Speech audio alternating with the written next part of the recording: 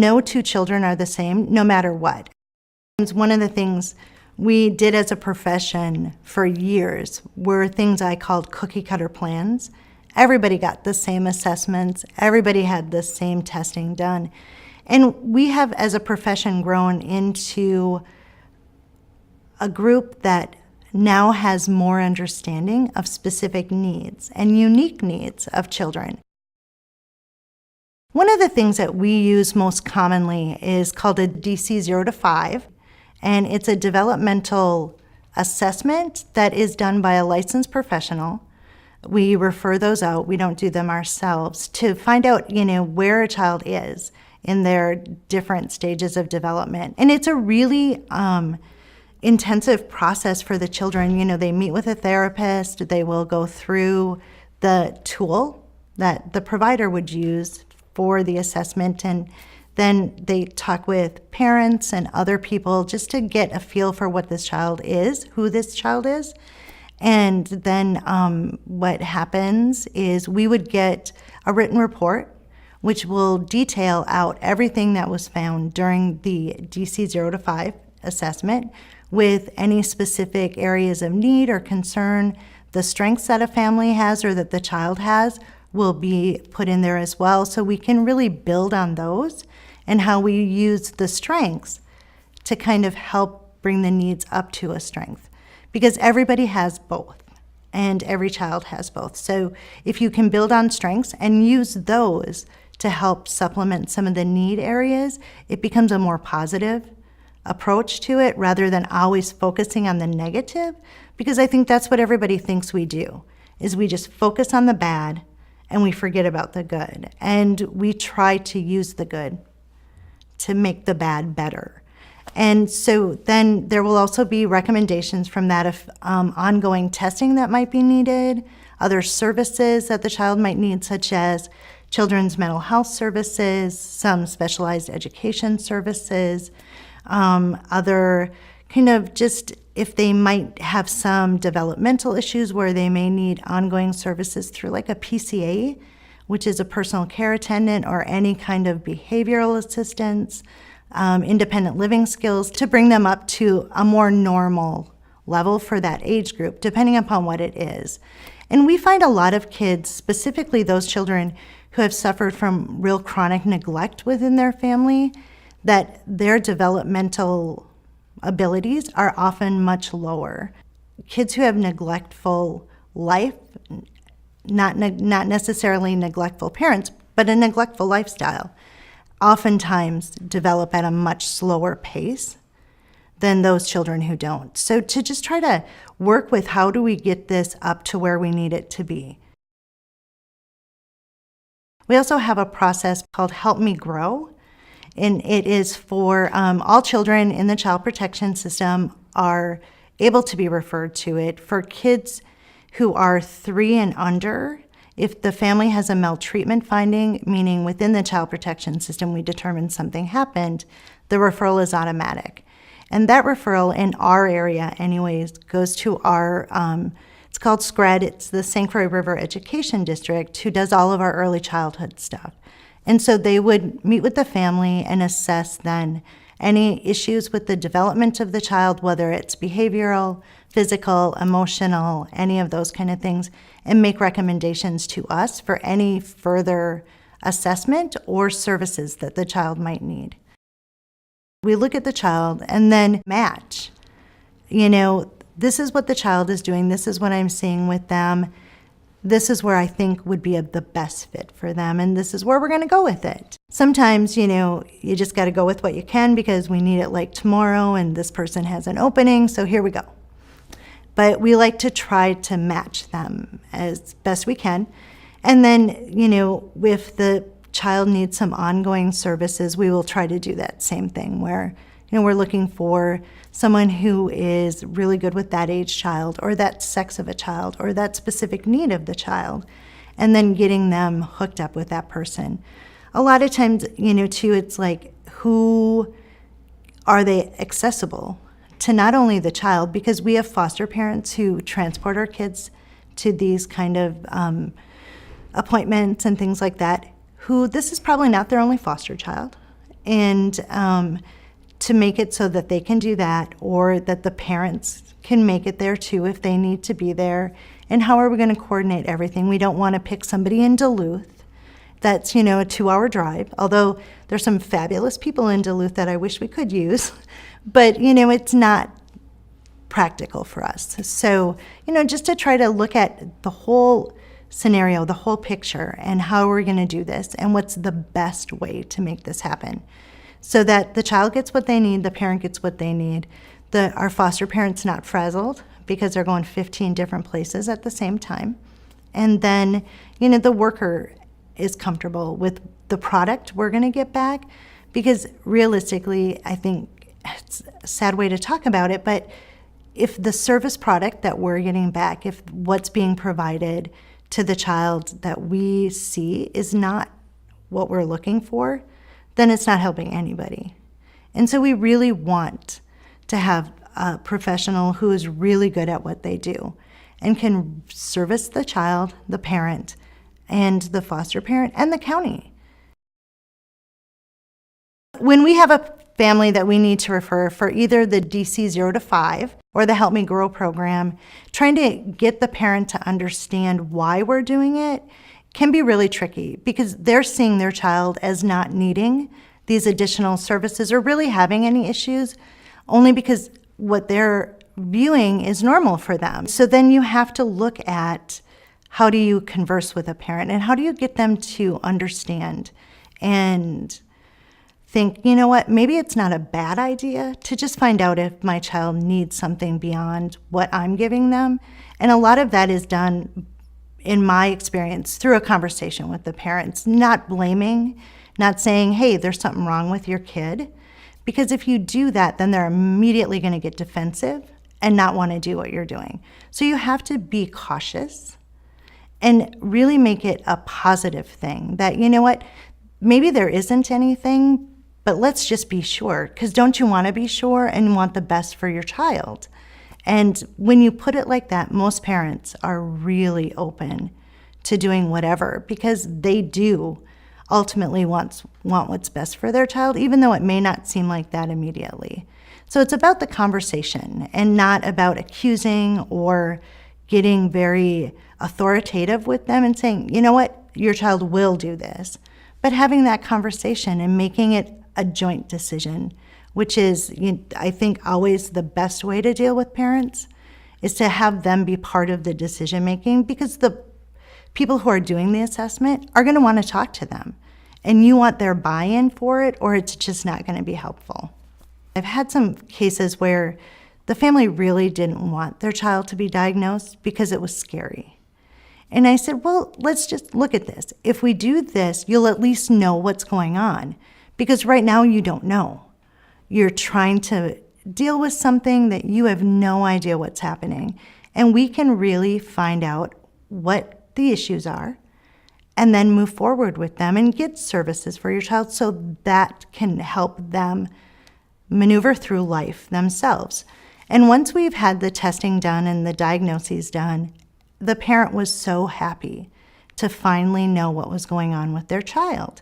She's like, I had no idea that this was it, and realistically that it's this easy to work through. I just thought that they were bad. I'm like, no, they're not bad. They can't communicate to you what's going on because they have no idea. You don't know because you've not been through it before. So let's just figure it out and we'll do it. And then we'll move forward.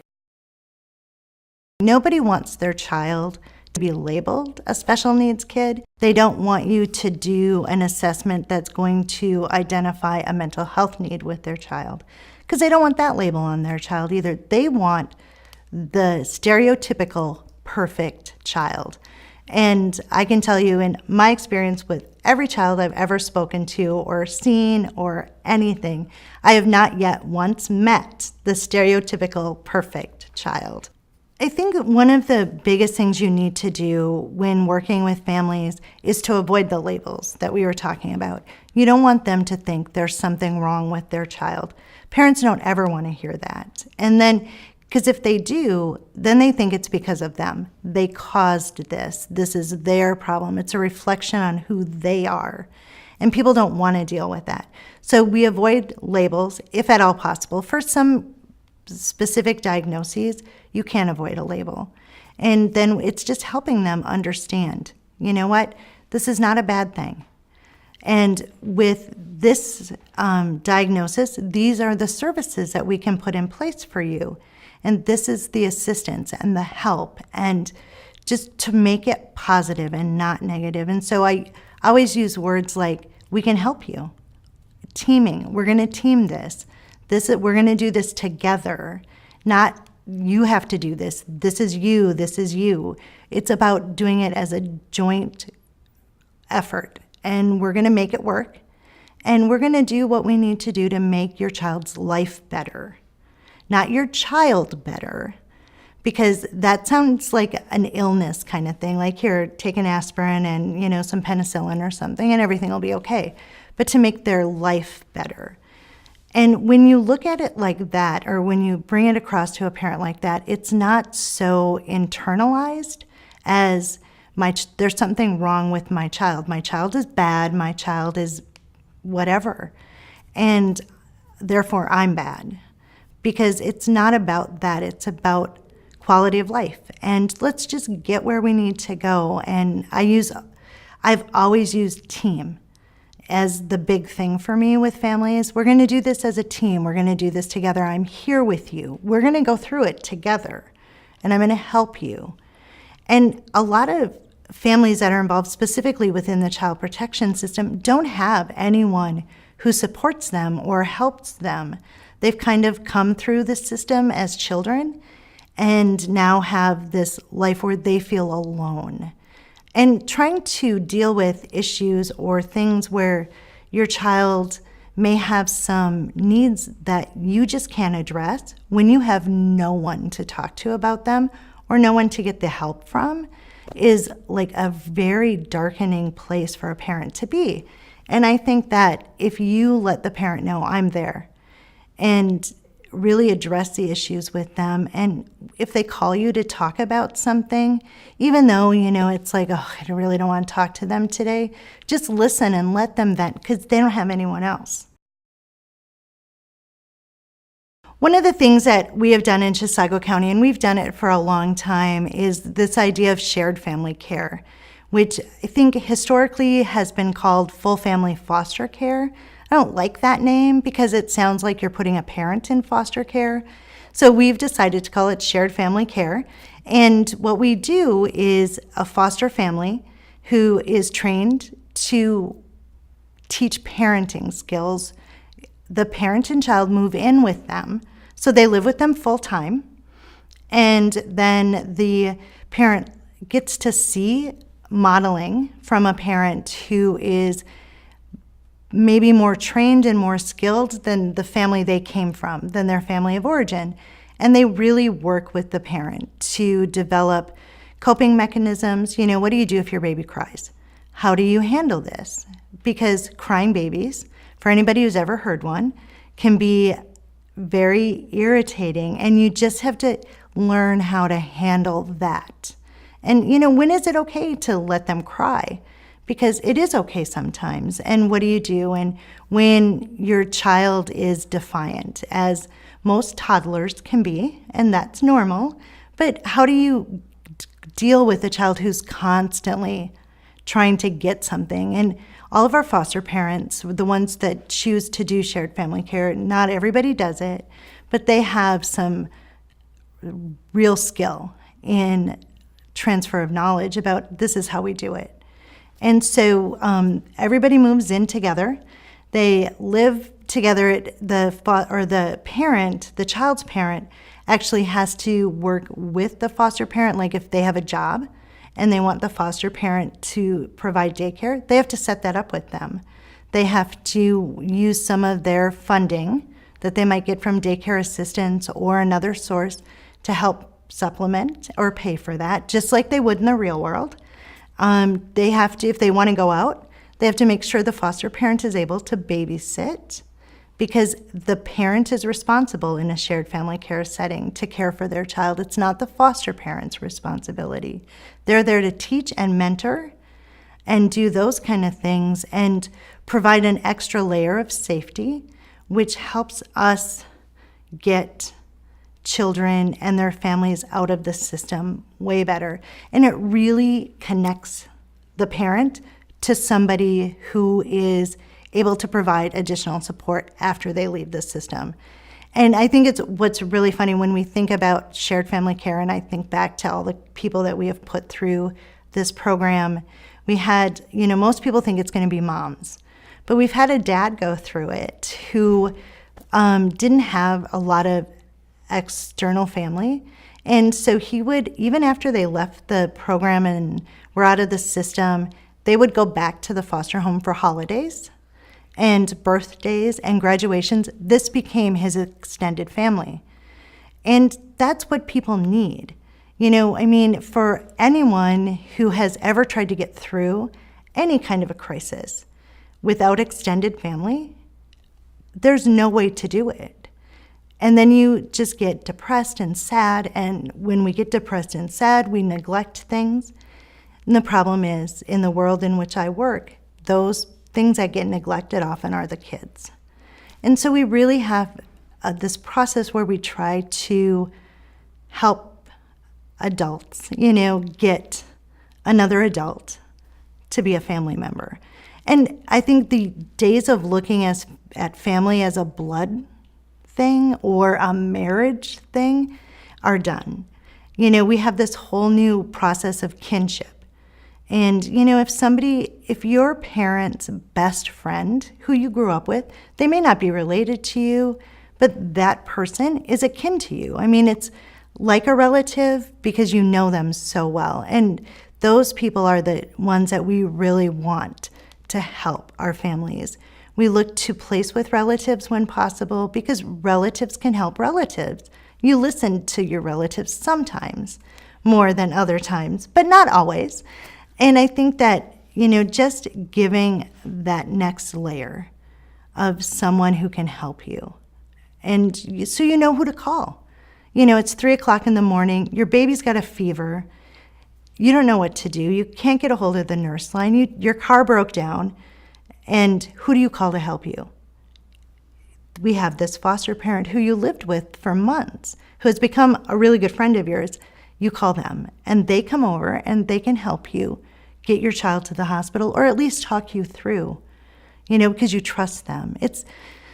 I don't want to say like when you call the nurse's line or something that people don't trust what the nurse says, but it's different to have this personal connection to the person or whoever it is that's giving you advice or telling you what to do. Because they care about your kids as much as you do. And I think it's different than just being a name on the end of a phone. So when we as child protection workers work with other disciplines, be it law enforcement, our judiciary, our attorneys, the other social workers in our county system, our foster parents, it's always important for us to try to transfer any of the knowledge we have about this up-and-coming kind of developmental issues with kids and what's going on with them, what our assessments are showing that this child needs, or where we're going to go from here.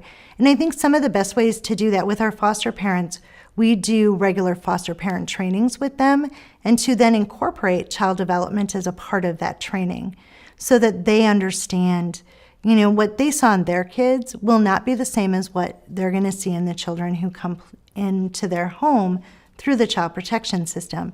I think some of the more difficult people, because we don't work with them as much, are the other players, the other disciplines we work with, the judiciary. To have a judge who hears a case maybe every 30 days, every 60 days, who maybe sees the child once if they're over a certain age, but if they're young children, the preschool kids, those really little people, they don't see them because they don't come to court.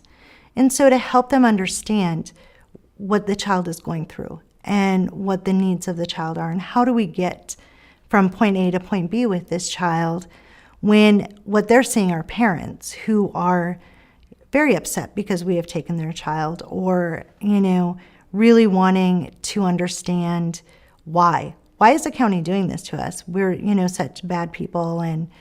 And so what we've tried to do is, through our court reports and the written documentation that we share with the court, is to educate them through, using terms like the child's DC 0 to 5 showed this. This is what a DC 0 to 5 is. This is what we will learn from it. This is what we need to do as a result of that. Or their Help Me Grow referral said this. And so we need to get this service in place. And why to put the assessment, the recommendation, and the service together for them so that they know these are all connected. It's not that we're just randomly having assessments and tests done on kids, but there's a purpose to it. And what is the purpose, and what do we hope to gain from it? And I think for a lot of other disciplines, they want to know what's the end. What's the end game? Where are we going? And so to help them understand, we may start here and we're going to get there, but it's going to take us this long. These things don't change overnight. And when you think about a child who is perhaps 5, and they have 5 years of stuff that's happened, and, for a lot of families, this stuff didn't just start, 6 months ago, or the day we got the report in wasn't the first thing. There's a lot that's happened before it. We're not going to fix that in a month or 2 months, or by having one assessment done and they have 2 appointments. That's not going to help. It helps it, but it doesn't fix it.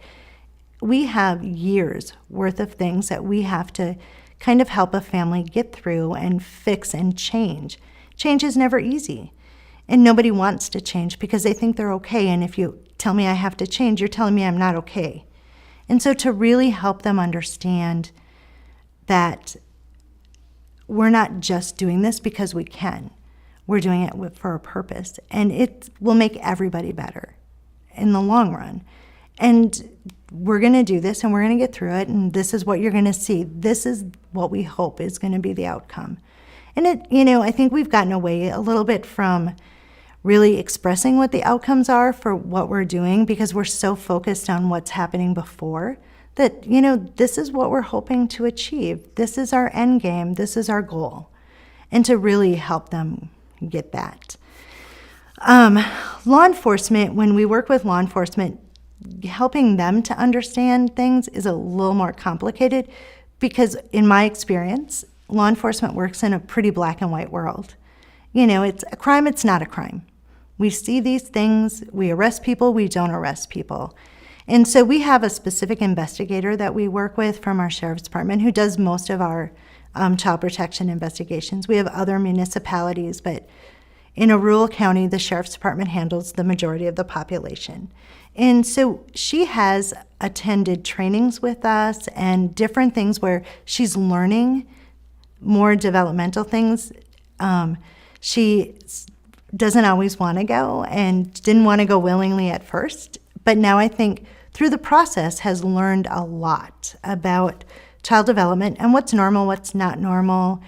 We have a lot of things when specifically looking at cases that involve childhood sexual abuse, because children who are sexually abused have behaviors that are way outside the norm for children who have not suffered that same incident or that same violation. And she has really learned a lot about what is normal sexualized behavior for kids, what, exploration and all those kind of things, and what's not.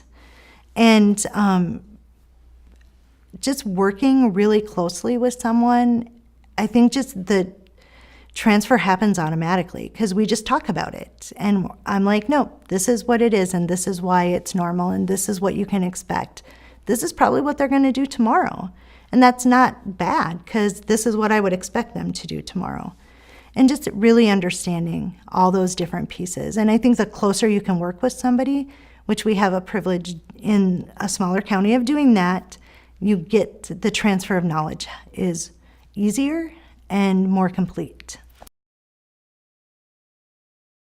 What I would suggest is that you learn everything you can about the child's diagnosis, if they have one, and how you can help the parent come to grips with whatever that diagnosis might be. I think that we have a tendency to go into this field and we think we know everything. and that there's nothing else for us to learn. And that's never true. Things are constantly evolving, and you have to be willing and able to evolve with them and not think you're going to be able to solve everything. You can't do everything. You can't know everything. You will make mistakes, and you'll have to learn from them. And I think it's really hard because we're dealing with people and people's lives. And sometimes the people we're dealing with are the most vulnerable people in society. They're people who can't speak for themselves. And how do you deal with that and know that, I'm going to make a mistake? And it's really okay to do that as long as I make it better. I have to learn from it. I have to know, I'm not going to do that again. We're not going to refer there again. We're not going to get that service again. We're not going to look at it in this way. I'm not going to use that word again to the parent. Because you can tell when you're talking to a parent and you say something you shouldn't have said, or you label their child in a way, or, the reaction from the parent is like, you can just read it on their face. And so if you get those cues and understand those things, this job, although I'm never going to say it's easy because it is not, but it is so rewarding. And you see children making giant strides once you get them into a service or into a program or whatever that they need. And I always think, we have to know a little bit about everything. As a social worker, especially in child protection, you need to know enough to be dangerous, is what I say. But, you can't know it all because there's no one who can. And so you just keep learning and don't beat yourself up. Find somebody you can talk to about this, because this is a job you can't talk to people about. A, because of confidentiality, but B, nobody wants to hear about it. This is a world nobody wants to know exists. And so I think that you find someone, whether it's your coworker, a supervisor, just someone who you can run these things by and just say, I'm so at a loss. I don't know what to do. This keeps happening. What do you suggest? And I can tell you 90% of the time, the people you work with have found the same thing happen. Whether they've been in the field for 20 years, 10 years, 5 years, the same things. All kids go through the same things. And so it's to use the people around you to find the service you need for that child. And then once you get it, write it down, remember it, never forget that this is the person who was able to do this, or this is who I used. And, you might want to kind of keep it close to your vest and not share it too much, or you may never get back into them. But I think it's just knowing what's out there, what's available, what are the newest trends, and what are the newest services available, the newest assessments, what can I potentially look at? Is there a new service that I didn't know about before that now is available? Google is like the most amazing thing because you can find out anything you want. And, I just think the internet has opened this up, and you realistically can become a semi-expert on any kind of issue, and I think that's important. Just keep training yourself and try to make yourself better, because we focus on making other people better, but try to make yourself better. And how do you do that? And what are you going to use? What tools are you going to use to make yourself better?